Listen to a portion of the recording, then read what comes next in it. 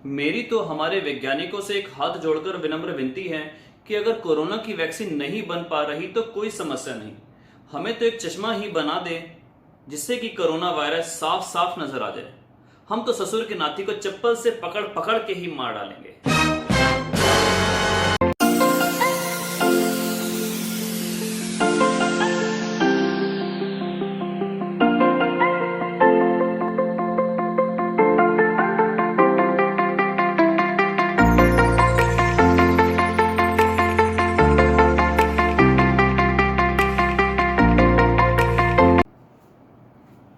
Good morning India.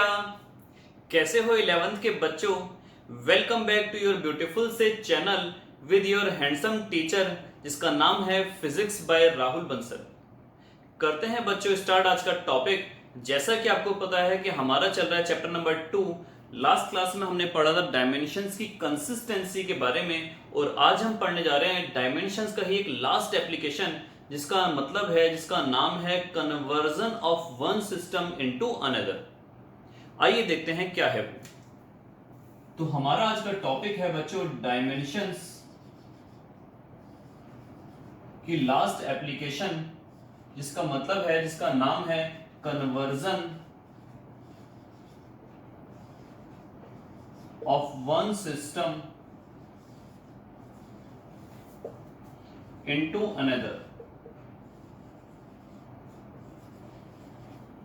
Conversion of one system into another, ये है basically आपके पास बच्चों आज का टॉपिक। अब ये सिस्टम क्या होता है बच्चों, तो आपको सीधा सीधा बता दूं कि आप लोगों को पहले बताया गया है कि आपको किसी भी चीज को मेजर करने के बेसिकली दो सिस्टम होते हैं। होते तो तीन हैं, एमकेएस, सीजीएस, एफपीएस। पहला होता है एमकेएस, दूसरा होता है सीजीएस और तीसरा होता है एफपीएस।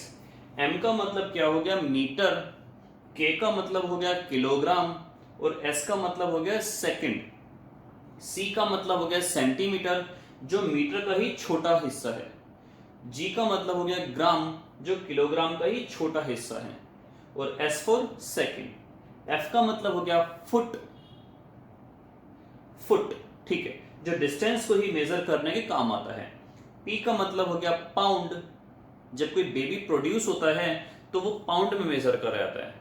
हमारी दादी अम्मा या नानी माँ जब स्वेटर बुनती हैं तो उसके गोले लेकर आती हैं, वो भी पाउंड में आता है। तो बेसिकली पी से हो गया पाउंड, जो मास को मेजर करने का कंसेप्ट है, जो मास को मेजर करने की यूनिट है, और एस फॉर सेकंड। तो बेसिकली बच्चों हमारा ये वाला फिजिक्स में यूज नहीं होता, हमारा बेसिकली यही दोनों के दोनों यूज होते हैं। एक कहलाता है एमकेएस और एक कहलाता है सीजीएस। तो एमकेएस को सीजीएस में या सीजीएस को एमकेएस में कन्वर्ट करना आज हम यहाँ पर सीखने वाले हैं। तो देखते हैं किस किस तरीके से सीखते हैं। उससे पहले आपको बता दूं मैं एक फॉर्मूला जिसका नाम है N1U1 इक्वल्स टू N2U2। ये आपके पास बच्चों एक फॉर्मूला है। ये एग्जैक्टली है क्या, क्या है ये? तो आपको बता दूं मैं N1U1। देखिए N1 का मतलब हो गया नंबर, N1 का मतलब हो गया नंबर या फिर न्यूमेरिकल वैल्यू। मैं यहां पर एक वर्ड लिख रहा हूं, 1 मीटर इक्वल्स टू 100 सेंटीमीटर। तो आप समझ सकते हैं N1 हुआ नंबर, ये है बच्चों आपके पास N1 एक सिस्टम में, और N2 भी आपके पास नंबर है दूसरे सिस्टम में। U1 है यूनिट पहले सिस्टम की, और U2 है यूनिट दूसरे सिस्टम की। N1 है नंबर पहले सिस्टम में, U1 है यूनिट पहले सिस्टम में, N2 है नंबर दूसरे सिस्टम में, और U2 है यूनिट दूसरे सिस्टम में।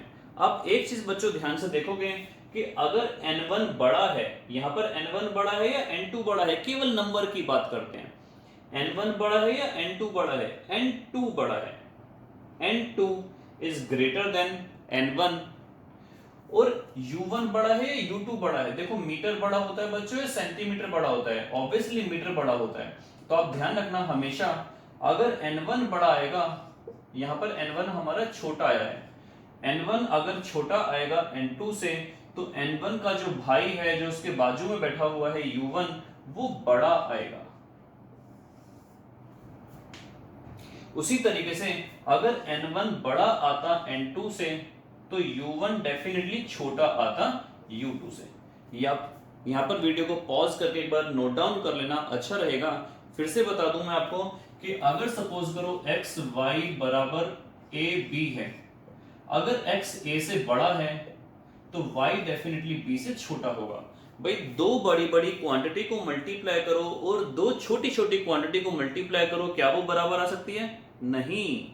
तो इसका मतलब क्या हुआ, अगर एक बड़ी है तो दूसरी छोटी होनी कंपलसरी है, और एक अगर छोटी है तो दूसरी बड़ी होनी कंपलसरी है। तो ये था आपके पास n1u1 इक्वल्स टू n2u2, और यहीं से हम कंटिन्यू करेंगे conversion of one system into another. मैं आपको दो एग्जांपल करवा के दिखाऊंगा बच्चों, और उससे आपका कंसेप्ट एकदम क्लियर हो जाएगा। तो आइए देखते हैं क्या है।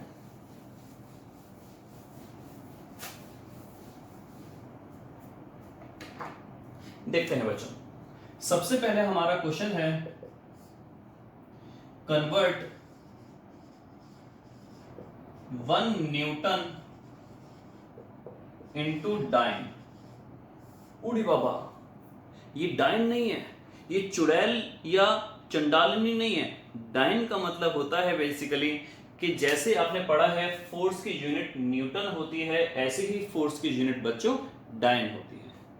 न्यूटन जो है वो बेसिकली एमकेएस में, आपको मैंने बताया था ना भी यहाँ पर एमकेएस और सीजीएस, एमकेएस और सीजीएस।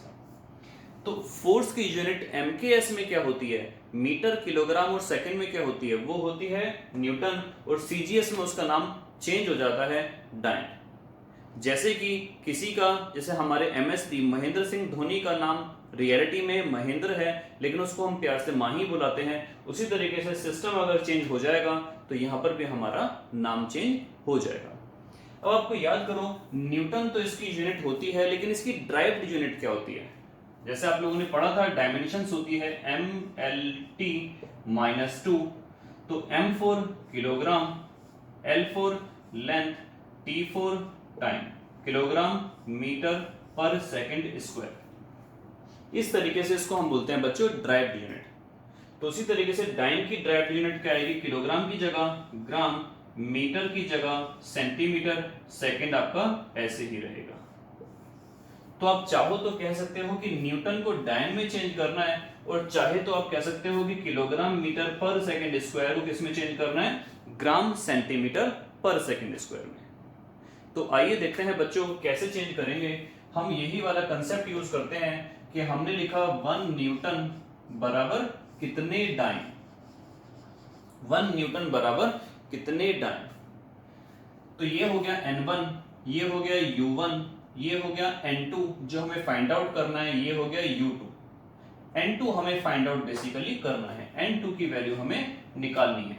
तो क्या हम यहां पर ऐसे लिखते हैं, n2 बराबर हमारे पास कितना हो जाएगा, n1 u1 अपॉन में u2, n1 u1 अपॉन में u2। और यहां पर हम इस वाले कंसेप्ट को कन्वर्ट कर देंगे ड्राइव्ड में, यानी कि 1 न्यूटन की जगह लिखा किलोग्राम मीटर पर सेकंड स्क्वायर बराबर डैश ग्राम सेंटीमीटर पर सेकंड स्क्वायर। इस तरीके से इसको हम कन्वर्ट कर लेंगे। तो n1 की वैल्यू बच्चों कितनी आई बताओ आप, n1 ये रहा आपके पास n1 1, u1 की वैल्यू आई ये आपके पास जो था किलोग्राम मीटर पर सेकंड स्क्वायर, अपॉन में नीचे आ गया आपके पास ग्राम सेंटीमीटर पर सेकंड स्क्वायर। अब ध्यान से देखोगे सेकंड की पावर -2 से सेकंड की पावर -2 चली गई। n2 की वैल्यू कितनी आई, 1 हम लिखें चाहे ना लिखें कोई फर्क नहीं पड़ता। 1 किलोग्राम में बच्चों कितने ग्राम होते हैं, 1000, आपने लिखा 1000 ग्राम। 1 मीटर में कितने सेंटीमीटर होते हैं, 100 सेंटीमीटर। नीचे है आपके पास g और cm। आप ध्यान से देखो, g से g कैंसिल आउट हो गया, cm से cm कैंसिल आउट हो गया, 1 2 3 4 5 0 आपके पास बची। तो n2 की वैल्यू आ गई आपके पास 1 2 3 4 5, या फिर कहा जाए तो n2 की वैल्यू आ गई 10 की पावर 5। इस 10 की पावर 5 को अगर मैं यहां पर लिखता हूं तो कहने का मतलब हो गया 1 न्यूटन में कितने डाइन हुए बच्चों, 10 की पावर 5 डाइन हुए। ये आपको लर्न भी करना पड़ेगा, आपको ये शॉर्टकट में भी याद करना पड़ेगा कि 1 न्यूटन में कितने टाइम बेसिकली होते हैं। फटाफट से हम एक क्वेश्चन और सॉल्व कर लेते हैं, जो है कि 1 जूल में, क्वेश्चन सुन लीजिए फिर से, 1 जूल में, अब जूल जो हो गई वो आपके पास एमकेएस यूनिट हो गई, सीजीएस यूनिट जो आएगी जूल की वो आएगी अर्ग्स। अर्ग्स अर्ग्स क्वेश्चन है आपके पास, कन्वर्ट 1 जूल इनटू अर्ग्स। तो इसका मतलब हुआ 1 जूल बराबर कितने अर्ग्स। फिर से देखते हैं, एमकेएस में हम लिखते हैं जूल और सीजीएस में हम लिखते हैं अर्ग्स। इसकी ड्राइव्ड क्या निकल के आएगी, ml2t-2। ये आपके पास डायमेंशंस हुआ करती थी बच्चों। इसके हिसाब से अगर मैं देखूं, m मास हो गया, यूनिट किलोग्राम हो गई, l लेंथ हो गई, यूनिट मीटर हो गई, t टाइम हो गया, यूनिट सेकंड स्क्वायर हो गई। उसी तरीके से आपके पास आया किलोग्राम की जगह ग्राम, मीटर की जगह सेंटीमीटर, सेकंड ये आ गया। तो आप चाहो तो कह सकते हो या तो हमें इसको इसमें कन्वर्ट करना है, या फिर जूल की जगह हमने लिखा 1 किलोग्राम मीटर स्क्वायर पर सेकंड स्क्वायर, दूसरा डैश ग्राम सेंटीमीटर स्क्वायर पर सेकंड स्क्वायर। इस तरीके से हम इसको कन्वर्ट करेंगे।